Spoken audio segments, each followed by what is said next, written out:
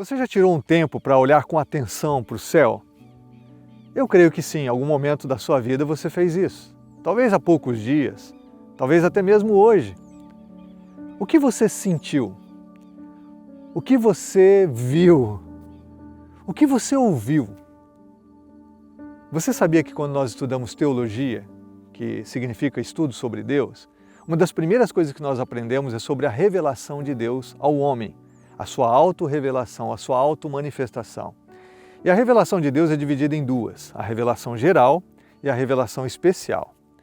A revelação geral trata da revelação de Deus através das coisas criadas, da natureza, como também da mão de Deus na história e da personalidade do homem. É muito interessante quando nós olhamos para o céu, que nós entendamos que Deus está revelando a si mesmo através de tudo que Ele criou. O apóstolo Paulo tem muito clara essa dimensão quando ele afirma, lá na sua carta aos Romanos, no capítulo 1, falando sobre a situação de toda a humanidade diante de Deus, ele diz o seguinte: pois o que de Deus se pode conhecer é manifesto entre eles, porque Deus lhes manifestou. Pois desde a criação do mundo, os atributos invisíveis de Deus, seu eterno poder e sua natureza divina, têm sido vistos claramente, sendo compreendidos por meio das coisas criadas, de forma que tais homens são indesculpáveis. Paulo está afirmando que Deus se revelou e que Deus se revela através da sua criação. E algo interessante aqui é que ele diz que essa revelação de Deus na criação, na natureza, torna o ser humano indesculpável. Nós sabemos que essa revelação geral de Deus na criação, ela não é suficiente para levar o homem à salvação. Mas ao mesmo tempo, ela incita o homem, ela instiga o homem e ela deve motivar o homem a buscar o seu Criador.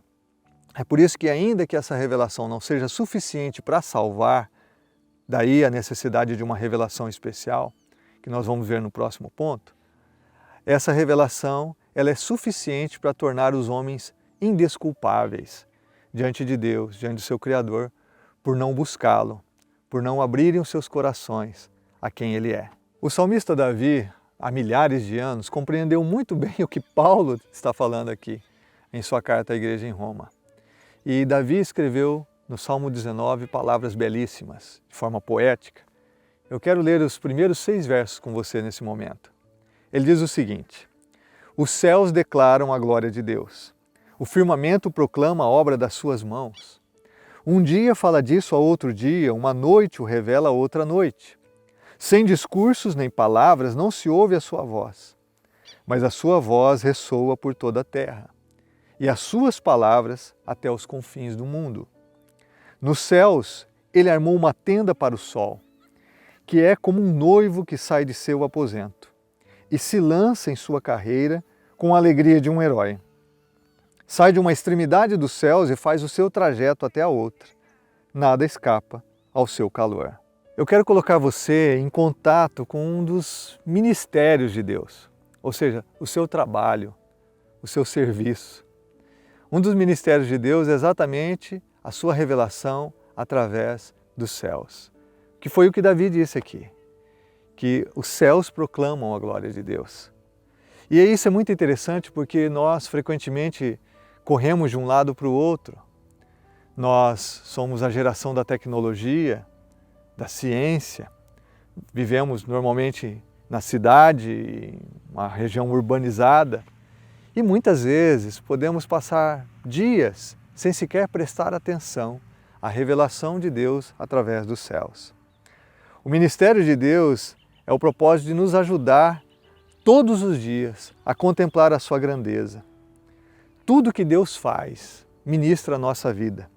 Tudo que Deus faz tem o propósito de falar àqueles que o ouvem. Não há um dia sequer, irmãos, amigos, um dia sequer, um momento sequer, um lugar no mundo sequer, que Deus não estenda o seu trabalho para que haja esperança no nosso coração, para que haja cura, para que haja alegria e para que haja humildade por todos aqueles, ou no coração de todos aqueles que o recebem. Esse é o ministério de Deus através da sua criação. É o serviço, o trabalho de Deus, que se manifesta todos os dias E especificamente aqui no Salmo 19, através dos céus que proclamam a sua glória. Então eu quero compartilhar com base nesse texto de Davi algumas verdades.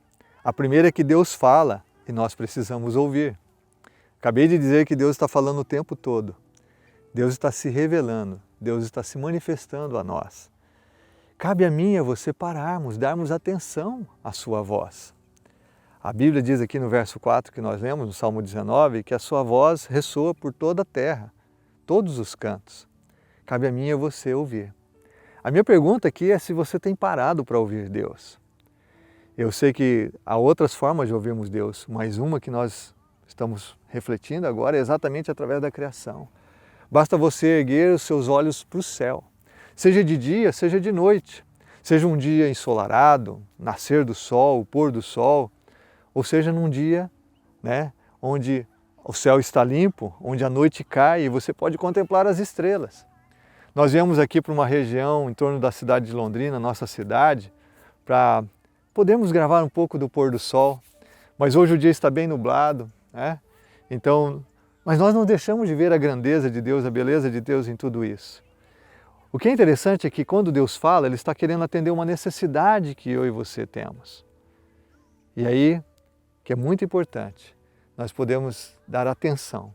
Porque quando nós ouvimos Deus, necessidades profundas no nosso coração são atendidas. E nós experimentamos a sua própria presença. Uma segunda verdade que eu quero compartilhar com você nesse texto é que Deus fala sem palavras. E aqui no verso, nós temos verso 2 a 4, nós temos aqui um paradoxo muito interessante. Porque no verso 2, Davi diz assim, um dia fala disso a outro dia, uma noite o revela a outra noite. Sem discurso, nem palavras, não se ouve a sua voz. Mas Davi está dizendo que Deus fala e um dia apresenta outro dia, uma noite revela outra noite, mas depois ele já diz no verso 3, não tem palavras, não tem um discurso, não se ouve a sua voz. E aí no verso 4 ele diz, mas a sua voz ressoa por toda a terra e as suas palavras até os confins do mundo. Como assim? Ele está dizendo não tem palavra, não tem som, mas ao mesmo tempo as suas palavras ressoam por toda a terra, as suas palavras até os confins do mundo. É que Deus não usa uma língua, mas Ele tem palavras. Deus não discursa, mas Ele fala através da luz, Ele fala através das cores, da tonalidade, Ele fala através do horizonte, Ele fala através do movimento. Deus fala através da sua criação. E Ele fala direto ao nosso coração, através de tudo que Ele criou. Uma terceira importante verdade nesse texto é que Deus fala sobre Ele. Deus não está falando da criação, é a criação que fala sobre Ele. Deus não é a natureza não é Deus, como os panteístas afirmam. Mas a natureza revela Deus. Ou seja, toda manifestação de Deus é sobre Ele mesmo. Porque a maior necessidade que eu e você temos é de conhecê-lo. A maior necessidade que eu e você temos é de realmente reconhecer que Deus, o nosso Criador, é que criou todas as coisas que desfrutamos. Quando Deus fala, sobretudo, Ele está falando de si mesmo. E essa voz, esse discurso sem palavras, é o que nós temos de maior necessidade para ouvir no nosso coração. É o que mais precisamos nos atentar. Porque todo o nosso coração deve se voltar para quem Deus é. Quando você contempla a natureza, os céus, que avaliação você faz? Que tipo de pensamento vem à sua mente? É muito interessante que, conforme Davi expressou e também o apóstolo Paulo, que nós vejamos a glória de Deus. Quando você está com o coração mais atento, quando você está com o seu coração aberto, quando você para realmente para ouvir o que Deus está falando sem palavras através da sua criação, você irá contemplar a glória de Deus, porque tudo que Deus está falando é a respeito de si mesmo. Então fica claro que a mensagem dos céus é a mensagem da glória de Deus. E realmente a glória de Deus não pode ser manifesta somente por palavras, porque Deus é glorioso demais, Ele é perfeito em tudo que faz, Ele é grandioso e Ele é extremamente criativo, e Ele é perfeito. Como nós podemos contemplar a glória que é a expressão da sua natureza, a essência de quem Ele é? Quando eu e você somos tocados pela glória de Deus, quando eu e você recebemos essa revelação da glória de Deus, nós sabemos que o divino está nos tocando. Nasce em nós um apetite santo, nasce em nós um anseio por aquilo que excede este mundo e que vai além deste mundo. A nossa alma é verdadeiramente tocada por Deus. E aí que o maior milagre, o milagre da salvação e o milagre da vida acontecem dentro de nós. A quarta e última verdade que eu quero destacar deste ponto, da revelação geral de Deus através da criação, é que a glória de Deus é alegre, extremamente alegre. E nós vemos isso no final do verso 4 até o verso 6, quando Davi diz assim: nos céus ele armou uma tenda para o sol, como se o céu fosse essa tenda que cobre o sol, que é como um noivo que sai do seu aposento e se lança em sua carreira com a alegria de um herói. Olha as figuras de linguagem que Davi usa aqui. Ele usa o noivo que sai do seu aposento, que vai na direção da noiva. Uma expressão de profunda alegria. Você imagina, se você já viveu isso, você sabe do que eu estou falando. Ele fala da alegria do herói. O herói que depois de vencer uma batalha corre em triunfo, com profunda alegria, em êxtase, com júbilo por ele ter vencido uma batalha. Ele diz aqui no verso 6 que o sol sai de uma extremidade dos céus e faz o seu trajeto até a outra, e nada escapa ao seu calor. Sim, o sol traz brilho, o sol ele destaca as cores das todas as coisas que Deus criou. O céu ele gera vida. É uma pena que hoje, exatamente hoje que nós estamos gravando aqui, nós não temos o céu, o sol de forma exuberante. Mas nós sabemos o quanto o sol faria diferença. Nós teríamos aqui talvez um pôr do sol bem avermelhado e uma cor quente, uma cor que traz alegria ao nosso coração. A glória de Deus ela é alegre, porque Deus tem alegria e só um Deus com profunda alegria poderia criar tantas coisas que trazem alegria.